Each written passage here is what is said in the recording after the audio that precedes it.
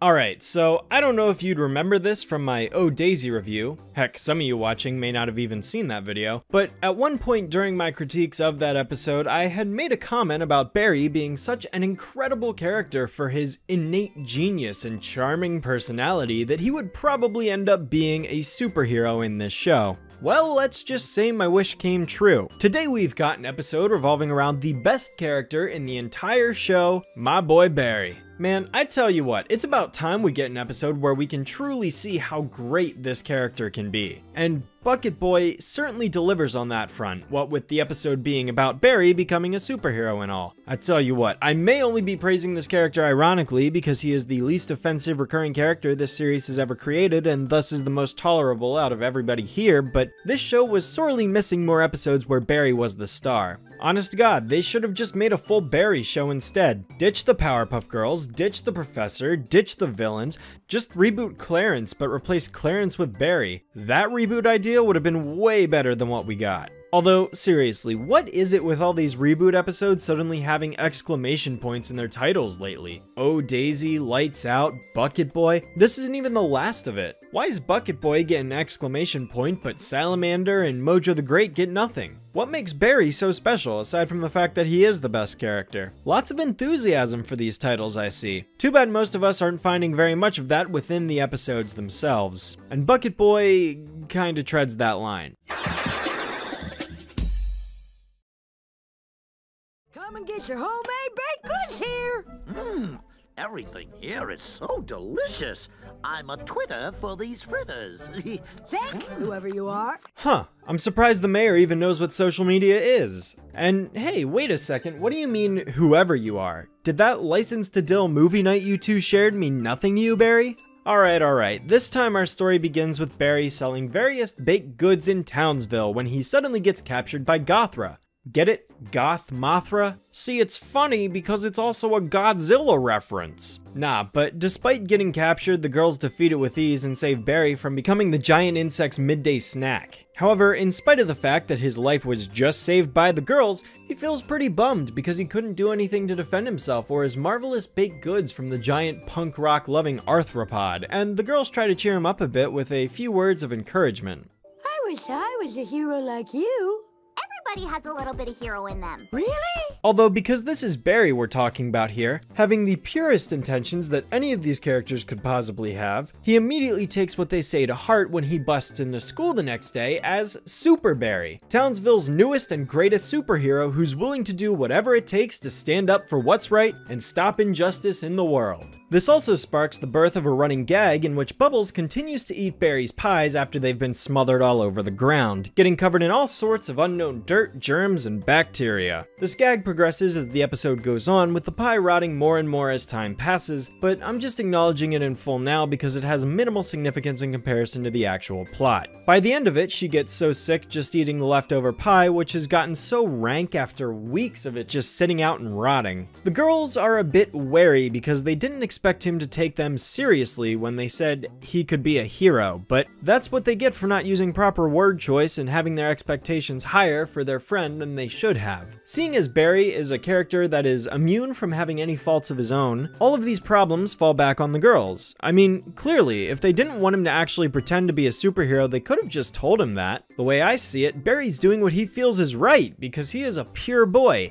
and if he misinterpreted what the girls were saying, then maybe the girls should have done a better job explaining themselves. Dude even stands up to a bully who's 2 or 3 times his size and threatening some other smaller child. I don't see the Powerpuff Girls putting a stop to it, do you?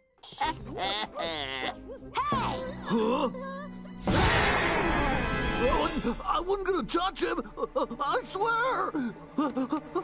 Okay, I mean, yes, they did put a stop to the bully when Barry couldn't, but they didn't even act until Barry already got his attention. Props to the best character in the show for being way more observant than the main protagonists, and even though the girls do scare him off, they wouldn't have succeeded had it not been for Barry's ingenious distraction in the first place. And Barry receives the credit for stopping the bully, as he should, because he gave it his all out there, unlike the Powerpuff Girls. Man, way to go, Barry. Bravo. Suddenly, the girls receive a call that the Can-Can Man is can-canning as much as he can all around the city and destroying buildings. But Barry is already on the scene to bring him down. Hey, remember when monsters were actual monsters and not just cheap puns that aren't even really puns but just the combinations of two words? At the very least, the show knows what a moth is, even if it couldn't be bothered to learn the true anatomy of a chinchilla, and no, I haven't forgotten that even 4 years later. Now, unfortunately, Barry doesn't succeed in stopping him, but cut him some slack. It's his first day on the job. This was his first ever monster fight. If he didn't fail a few times before finding success, he never grow as a character. You can't just expect him to be a master right out the gate. That's why Bliss was received so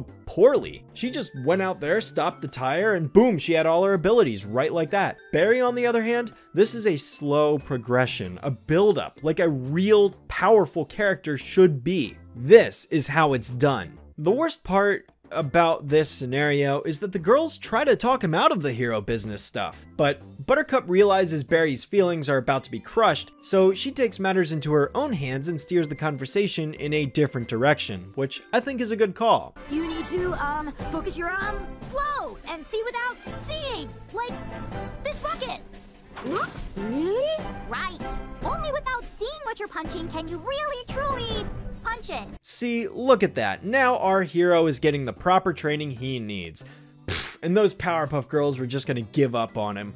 Man, I'm telling you guys, these characters suck. They're not even willing to train other heroes to go out and fight bad guys with them. The world needs more heroes, and the girls are totally obstructing that idea. Although I have no idea what is up with Buttercup's behavior in this episode. She's written almost as though she has some sort of secret crush on Barry or something, but it never really goes anywhere or extends farther than a few side comments in this episode and this episode alone. I will say, thank God that it doesn't go any farther than that, because we've already seen plenty of times where this reboot has tried to create relationships between characters and it fucking bombed every single time. Not sure what the episode is trying to achieve here. Does she have feelings for him? Is she really feeling sympathy? Is this supposed to be some kind of gag or humor? Didn't Buttercup comment on how annoying she thought Barry was in Take Your Kids to Doomsday anyways? I mean, she's a stay-at-home ninja, but still. Barry. No survivors. Mom! Ugh! Barry.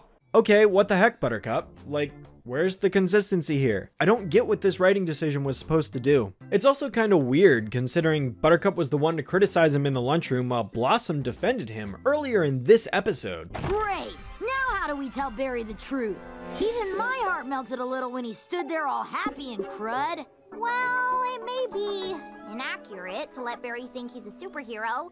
But now the roles just spontaneously reversed for whatever reason. Not sure where that change had occurred along the line, but okay, I guess. Of course, before we can strike, the girls end up taking down the monster themselves, but thankfully the citizens of Townsville notice the true hero of this battle and praise Barry for saving them from utter destruction. This of course leads into another sequence where next we get a montage of Barry going around town and saving everybody while the girls ensure his success because they don't want him getting hurt. Now that I can at least accept. I'm glad that the girls are looking out for his well-being and upholding his reputation as a great hero. Imagine trying to take on the duty of protecting an entire city by yourself. The Powerpuff Girls have the luxury of at least having two other sisters to accompany them. Barry, he's just one guy. So the fact that the girls are assisting him in this situation kind of makes up for their selfish behavior from earlier. From this point forward, Barry decides to change his name from Super Barry to Bucket Boy, Boy Wonder, because he's got this bucket on his head. I gotta say, it's pretty fitting. But something that I wanted to point out before we get into this change is that doesn't Barry's costume look awfully familiar to supervillain Harold Smith's from Supervillain? It's probably a coincidence, but this is an odd similarity that I did pick up on. Now that Barry's got his new Bucket Boy moniker, he goes around as the new face of Townsville, saving its citizens from all sorts of different sources of evil. Unfortunately though, this doesn't last forever because the girls get plumb tuckered out after a few weeks of doing this, and pretty soon they find themselves approaching Barry to tell him the truth, that they've secretly been making him successful without his knowledge. Oh, I see how it is. Barry, we still think you're really special. You're jealous! Jealous? And I can't blame Barry for having this reaction. I mean, he's clearly the most competent character on the whole show, so why should he believe 3 weak 6-year-old super zeros who need to rely on somebody else to save them over half the time that they even spring into action? Barry, insulted by such preposterous remarks, and I have to agree with him, goes to capture Mojo Jojo to prove his worth as a hero because it is, quote, the thing that the Powerpuff Girls were never able to do. And you know, in the original, that's not true at all, but in the reboot, yeah, it certainly feels that way, doesn't it? Unfortunately for Barry, Mojo was already anticipating his attack and bested his attempt, turning the situation around in his favor, and created the all-new Barry bot to wreak chaos and destruction all over town. I mean, heroes fail every now and again, so this isn't super unrealistic. He's already been shown to have a few successes with the Can Man and the bully in the lunchroom and the montage as well, but it's about time that our hero actually faces some real defeat. This first taste of failure can serve as a learning experience for our character so that he knows not to make these mistakes in the future. He did, after all, just make a simple mistake and the evil mastermind managed to outsmart him. This happens to the Powerpuff Girls all the time. Besides, if he had just been successful again, it wouldn't make for a very interesting story, now would it? But alas, Barry is now the victim of Mojo's large, brain-controlled robot contraption and is being manipulated into going around town and destroying everything in sight, while Mojo catches up on some online shopping that he needed to get done. Lucky for him, the Powerpuff Girls arrive on the scene and manage to rescue our boy Barry with ease simply by breaking both of the arms and then smashing through the center to whisk him out of there. Gotta say, Mojo did a very poor job at choosing his manufacturer because this thing snapped to pieces easier than balsa wood. He totally anticipated the Powerpuff Girls would attack, so the fact that he didn't pick a stronger material is really short-sighted on his part. Or maybe it was because he didn't follow the suggested procedure of assembly. I mean, considering how much trouble the dude had just trying to build his shelf, I can see him failing to properly assemble his giant mechanical juggernaut of the week. Although that wouldn't really make sense when he was capable of building other giant mech suits, such as the one seen in Mojo the Great, or the giant pair of pants in Small World, or the giant hammer tank that comes from an episode that I reviewed after this one. Mojo's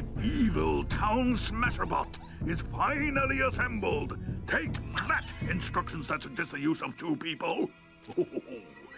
Yeah, that's probably what it was. Anyways, the following day, week, I don't know, there isn't a clear time frame, sometime in the future, Barry is at the girls' doorstep telling them that he sees the reality of what they were trying to tell him back when he was signing autographs for all the kids at school. The Powerpuff Girls were getting extremely jealous of his success and feared being replaced, so out of the kindness of his heart, he decides to retire from the superhero biz so that the status quo may return to normal and the girls can have their titles back as Townsville's main protectors. Now, he instead plans to rebrand himself as the head of Bucket Boy Pies, a new entrepreneurship he aims to get off the ground and expand into a major pie distributor for Townsville. Although, despite hearing this, Bubbles would actually prefer Bucket Boy pies covered in dirt, as she whisks away to add some much needed flavor to Barry's creations. And that about wraps up Bucket Boy. Honestly, I do actually think Bubbles' reaction to her rubbing the pies on the ground is kinda cute. But yeah, Bucket Boy is a decent episode, I suppose. Don't get me wrong, it's not the most exciting or grandiose adventure ever, but it is serviceable as a basic, plain, ordinary, run-of-the-mill story about a boy wanting to be a superhero despite not having any powers himself, but knowing superhero friends. Truth be told though, Hot Air Buffoon from the original was a much more enjoyable take on the concept than what we got here. Hopefully I've at least convinced you of the sheer overpowering greatness that is my boy Barry, and if not, then I'm afraid you don't know great characterization when you see it. That was a joke, I'm joking, I've actually been kidding this entire review, so please don't take offense to that, I didn't mean it, I swear. But anyways, that about does it for this week's episode, and thankfully I didn't want to pull my hair out by the end of it. This episode was just one storyline from beginning to end, and it's all the better for it. No contrived plot oversights or continuity errors, no breaks in time or anything, just a wholesome episode all around. And that's my verdict.